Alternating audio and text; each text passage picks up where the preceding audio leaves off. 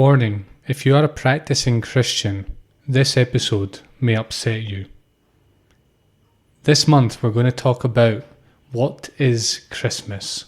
We're going to basically discuss an advanced way of looking at Christmas, of understanding it, relating to it. And if you're a meditator, if you're a spiritual practitioner, this is really going to resonate with you, and it might even help you sort of relate to Christmas with less friction in a more authentic and conscious way. And we're going to be covering 4 main threads this month. What is Christmas? What is Jesus? Or who is Jesus? The Christmas symbols, and how to celebrate Christmas like a mystic. Welcome to the Deep Psychology Podcast. I'm your host, Ross Edwards, author, coach, and podcaster. We cover deep insights into your psychology, helping you grow in psyche and spirit. Make sure to subscribe to Deep Psychology on Spotify or Apple to stay up to date. You can also visit the website deep-psychology.com, visited by tens of thousands of people every month for lots of free resources. If you want to go deeper with this work, you might like to do coaching with me, head to the website for more details. It's time for today's episode. So what we're going to be discussing today is really just it's an introduction, but it's also very in-depth and very fundamental. So think of this as like the fundamentals. You're going to be sort of being asked to look at Christmas in a very different way to how most people look at it. And I'm going to be asking you to be very honest and to develop a more authentic relationship with it. So as I said, if you're a practicing Christian, this episode will upset you. In fact, this whole series will upset you. And most of the things I say about spirituality and religion will upset you. So if that's you just be aware of that. Even if you're not a practicing Christian, if you've just got sort of certain ideas that you haven't really looked at, certain unexamined ideas about Christmas, this information I'm going to be presenting might confuse you, and it might trigger you, and it might just not make any sense. However, if there is openness, and if there is a genuine spiritual connection there, it will unlock a new understanding for you. So basically this month, what we're doing is we're looking at Christmas from what I would call a post-rational perspective, a post-religious perspective. We're really looking at it from a symbolic, non-dual perspective. And I want to let you know that I am not a Christian, and I'm not involved in a church of any kind, not even sort of the more progressive churches. I'm not involved in the church at all. If anything, I'm a Buddhist spiritual practitioner, but I still don't identify as a Buddhist, because even calling yourself a Buddhist can be a very big trap. But that's another story. What I would say is that I'm a practitioner and an embodier of spiritual truth. And I can see the deep truth in all religions, in all spiritual systems. And I know that's a bit of a cliche, and it sounds kind of cool. Oh yeah, I can see how they all point to the truth. I really mean that as genuinely as possible. Like I'm honestly not trying to show off. But they all point to the truth in their own way. I'm not saying they all point to exactly the same truths, but they're in the same ballpark. All right. If you want to go into the minutiae, you can see, well, okay, they're actually quite different, but it's kind of relative. They are talking about spiritual truth. Okay. I also would say I can see all the bullshit in every single religion, in every single tradition, and I can see how they've been very distorted and manipulated and abused over the years. So I don't want to give this impression of being like some like worldly mystic. Like, I equally criticize and I equally see the truth in most of the systems and religions that I come across. But I'm also very critical. Look at my episodes about yoga back in sort of October, November time, and you'll see that I'm very critical. Okay, so this is what I mean. When you're a practitioner, when you embody spiritual truth, you can understand when it's being pointed to and when it's being sort of hijacked and when it's being abused and when people are just creating all sorts of paraphernalia around it that is unnecessary. And this episode in particular is about what is Christmas. So let's just get right to it. I'm not going to beat around the bush here. What is Christmas? Well, if you look at the etymology of Christmas, we're getting an etymological lesson here. Not really. I'm only kidding. Christmas means Christ Mass, or the Mass of Christ, or the Mass for Christ. Okay, so it means Mass. It means Christ's Mass. So you can think of it as a sort of reunion for Christ, a commemoration of Christ. So we all sort of understand what a Mass or a reunion or a commemoration is, right? But what is Christ then? Because if it's the Mass of Christ, well, what is Christ? And this is where, if you're Christian or if you've got any sort of embedded Christian ideas, I'm going to probably piss you off. And I'm going to say that Christ has nothing to do with a historical person, where they not existed or not, in my opinion, is actually quite irrelevant for your own awakening. It may be interesting on a sort of historical level, but I am not interested in that. I'm interested in spiritual truth. So from this, for these purposes, it's irrelevant whether Christ existed or not. I'll just say that. Christ, in terms of spiritual truth, what Christ is your true nature. It's your true nature beyond your false identification with your ego. That is what Christ is. It's very, I wouldn't say it's simple, because to say it's simple would be to kind of reduce it down and sort of trivialize it. It's not trivial, and you can't just reduce it down, but it's very clear. It's very sort of, you can literally sum it up like that. It's just your true nature. Christ is your true nature. So we're not talking about some being that lived thousands of years ago. We're not talking about, the image of Christ, this like long-haired, bearded young man. We'll get onto that later on this month. Why is Christ represented in this way from a spiritual truth point of view? But we're not talking about that. I'm talking about you. Like, literally, I'm talking about you and your own being, your own awareness, your own consciousness. Okay? Christ is your true nature. It's a word used for your true nature. Have you ever heard the phrase Christ consciousness? That just means being aware of your true nature, pretty much.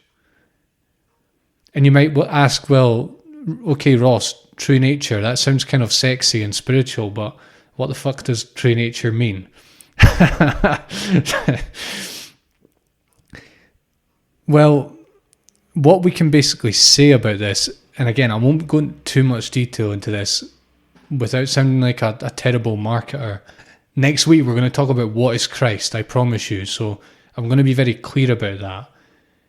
When I say your true nature, it basically just means who you are beyond your ego. You think you are a person that was born at a certain place at a certain time, who has likes, dislikes, who has thoughts, who has memories, their past, their future, their friendship, their family, their obligations.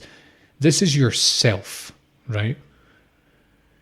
Now, what I'm basically, the main sort of truth in spirituality is quite simple, that this is not who you really are. It's that simple. And your true nature is simply what you actually are. And it's something that's quite radically different from just being an ego, being a person. What this really requires is a perceptual shift. It's not so much like a it is a transformation, of course. I mean, that's true, but the problem with using the word transformation is it can bring sort of all kinds of fantasies and idealistic concepts about what that actually means.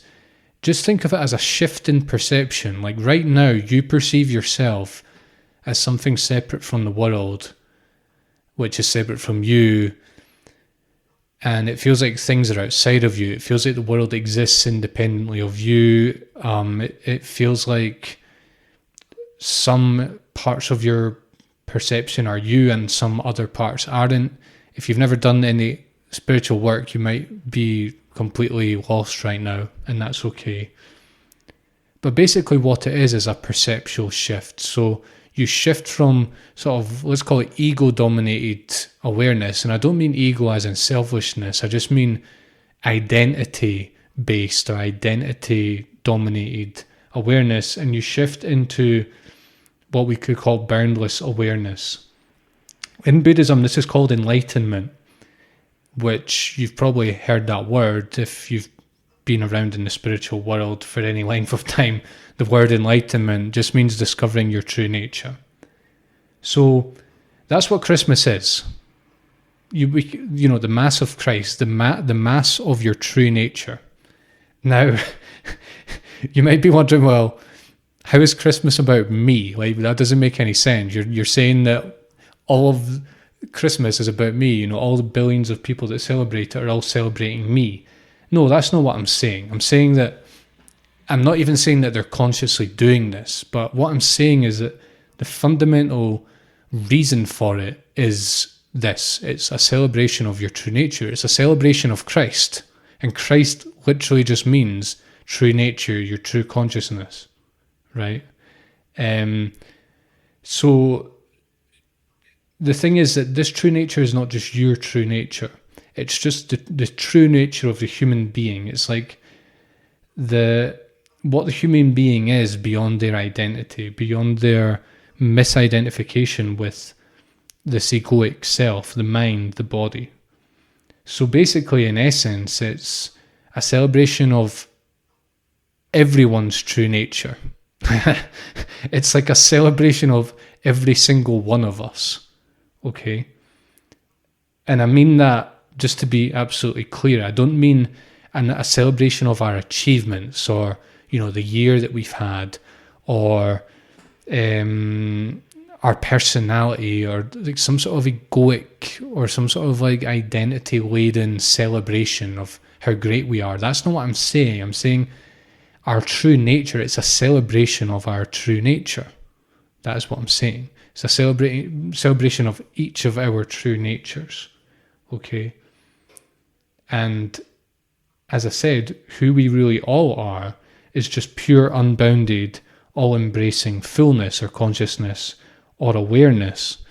And actually this, if you look very closely at what Christ supposedly said, again, we're not doing archaeology or history here. I'm just, you know, let's just speak on a very basic level. If you look at what Christ supposedly said in the Bible, if you actually look at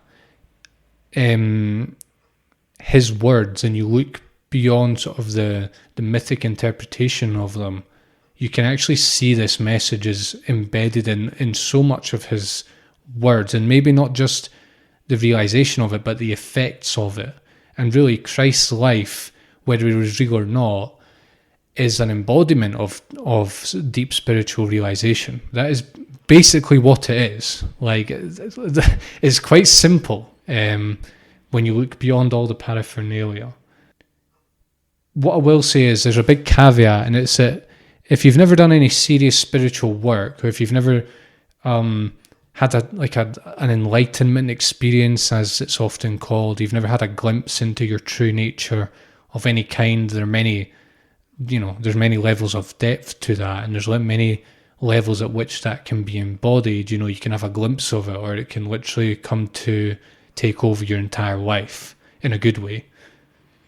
If you've never had this is going to go over your head, and you're going to think I'm weird, right? So what I'm going to do now is sort of explain how, you know, it's it might feel like a bit of a gap to bridge. It might feel like I'm just making this up, or I'm sort of trying to sound edgy. Let me try and bridge the gap a little bit. So we're going to talk about, how does this idea that Christmas is really a celebration of your true nature, of the true nature of the human being, how does this relate to how we currently celebrate Christmas? And let's be brutally honest right off the bat here. The way most of us celebrate Christmas in the West, well, I mean, it is a Western thing. It's celebrated across the world. But I'll just say, the way most of us celebrate Christmas is either it's basically a hedonistic party. We're drinking, we're eating till we are almost sick. We're singing, we're getting presents, we're drinking at 10 o'clock in the morning. Well, listen, if you don't do that, my family always have a glass of champagne. I don't, but my family have a glass of champagne at 10 o'clock in the morning on Christmas. It's it's either a hedonistic party with zero depth to it. Let's just be very honest. There is zero fucking depth to that. It's basically just animal desire. And I'm not saying that in a judgmental way. I'm just saying it to be honest. It's either that or it's some kind of like ritualistic celebration. It's sort of either the modern way of like consumerism, or it's the traditional way of, traditional religion and sort of the ritual of going to the church and, eating certain food and reading the Bible. And I don't know exactly how it works because I wasn't brought up in a religious family, but I can sort of get the idea. That is literally, that's like 99% of Christmas right there, is either it's a hedonistic party or it's ritual.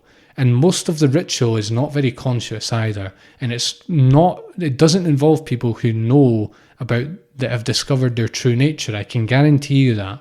Most people who go to church have no fucking idea what I'm talking about right now. And again, I'm genuinely not saying that to be judgmental. I'm just saying it as a fact, and you need to realize that this is what it is. That it's actually very serious. Like, if I'm telling you that Christmas is ultimately about something very deep and very profound about each and every one of us, and no one knows about it, and we're all celebrating this thing, no idea what it's actually about. It's very tragic. And think of all the money that gets spent. I mean, it's the first week in December, and we're absolutely saturated in Christmas stuff already. It's quite frightening. But anyways, you might ask, well, aren't Christians celebrating Christ, Ross? Christians are celebrating Christ. They're praying and they're, I don't know, reciting hymns, and they're talking about the story, but just like, I'm really trying not to sound judgmental or horrible. I'm just really being very honest. Most Christians don't know what Christ is. This is why I said it might upset you if you're Christian, or if you have sort of, attachments to Christianity. They don't know what it is, and they don't know because it's their fault necessarily. It's because they're brainwashed from a young age into thinking that Christ was some man who taught literally what the Bible says, and that, he died for our sins and all of that. And oh my God, just wow, that is, it's so distorted that it's hard to even know really where to begin. But just take it as a principle that most Christians, even though they think they're celebrating Christ, they don't know what Christ is. I can guarantee you that. The problem is, we're talking about bridging the gap here between what I'm saying Christmas is and, how Christmas is usually celebrated and viewed and all the rest of it. The problem is that all mystical truth in all traditions has been warped and egofied, and it's been institutionalized, and it's been dumbed down for the masses. That's why if you go to church on a Sunday for 20 years, you'll be no closer to enlightenment or to Christ consciousness, like literally no closer, unless you're very lucky. You will not be any closer, because the truth that is at the heart of these religions always comes from prophets and, the original kind of like spiritual leaders and sages behind these traditions. And always, it's not that, their teachings remain in it to some degree, but especially with these very ancient and institutionalized religions like Christianity, Hinduism, Islam, and so on, Judaism, the truth is very like buried and like totally warped and twisted, and it's hard to even find it. You have to have a very good, like, strong spiritual antenna. So what I'm saying is that the bridge isn't as big as you think. It just seems that way because most of the stuff that people are learning about Christianity is just bullshit. Like, I'm just going to be very honest, it's bullshit. It's quite simple as that. So of course it will seem like a big bridge, but what I'm also saying is that underneath the bullshit there is actually a very strong and powerful core. Why then, Ross, is this not how most people celebrate Christmas? If it's so simple, if it's about our true nature, then, well, surely everyone knows what their true nature is. And, surely then celebrating Christ, celebrating Christmas is just a natural sort of effect of that. And if it's not, then surely, you must be wrong, or, something's missing here. You're right, something is missing, and it's quite simple that most people have no idea what their true nature is. It's really as simple as that. And to be even more specific and even more blunt about it, and again, I'm being blunt not to be horrible, but I just want to be very honest, and I want to be very clear about this. That even most meditators, most spiritual, quote-unquote spiritual people, and most sort of yoga people have no idea what their true nature is. Like, a very low percentage. I've looked into this, and the percentage of people who actually stably realise it, of all meditators, is about 1%. So I'm talking like late-stage awakened people who have seen it over and over again so much that it's like totally infected their lives and their identity is transformed and they fundamentally live from their true nature. 1% of all meditators, which is higher, I can guarantee you, than the percentage of yoga people that have awakened properly. And if you look at the general population, it's probably less than 0.1%. So in my opinion, the problem isn't this definition. The problem is that most people simply have no idea what their true nature is. 1 in 1,000 people. So how can you expect them to celebrate pure, unbounded, all-encompassing oneness if they've never even seen it before? How can you expect Christmas on a cultural level to be structured around this when 1 in 1,000 people at best has developed like a stability in their own true nature? It's impossible. Like, it's not the fact in and of itself. It would kind of like there being a celebration for athletes. How many athletes out of 1,000 people are there? Very few. So it might be called the athlete mass or the celebration of athletes, but even if we all celebrate it, there's still a very tiny percentage that are athletes, and it doesn't mean that being an athlete is stupid or impossible or hearsay. It just means that most people are not athletes, so they can get drunk and they can buy presents and they can spend hundreds of pounds on this day, but it doesn't mean they have a clue what being an athlete is. That's just a raw sort of, that's just a hard fact of the situation. And it's quite tragic. Like, if literally, like, listen to what I'm saying here. I'm saying Christmas is about your true nature. And what I'm saying is that 1 in 1,000 people at best have any stable awareness of this. this means that only 1 in 1,000 people have any stable awareness of who they really are. Isn't that like it's an extraordinarily tragic situation? And it's even more tragic when you think that not only do we not celebrate Christmas, it's not that we don't celebrate Christmas, it's that actually we spend it being hedonistic or following designed to maintain a traditional sort of religious dogma and bureaucracy. It's quite a sobering fact when you really sort of put that in perspective. So it can be shocking to realise this, but there is a solution, and we're going to get to what that is in a minute.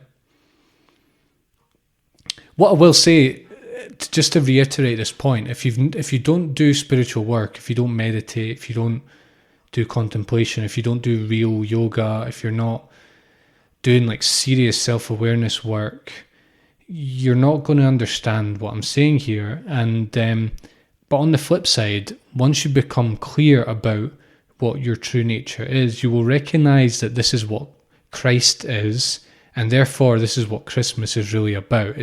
There's a rite of passage here. There's like a barrier to entry, not in like a sort of institutional way, just in like a sort of, it's just awareness. How aware of your true nature are you? And if you are, you'll understand what Christmas is. And if you're not, you won't understand it. Even if you identify as spiritual, you're not going to understand it. And it's been interesting for me because I wasn't brought up in a religious context, not really. I mean, at primary school, I remember we used to sort of read a bit of the Bible, and we used to learn sort of Christian Christmas songs, and we used to go to the church at Christmas time. But it was very sort of, I don't know, it was more community orientated than indoctrination or anything like that. Pretty secular. And then once I got to high school, we used to study religion, but at a distance, not really getting involved, more in like a kind of, as though we were like dissecting a frog or something. And listen, for most of my life, I never felt any connection to Christianity whatsoever. And even when I go into churches, I feel a connection for the symbols and the grandeur and the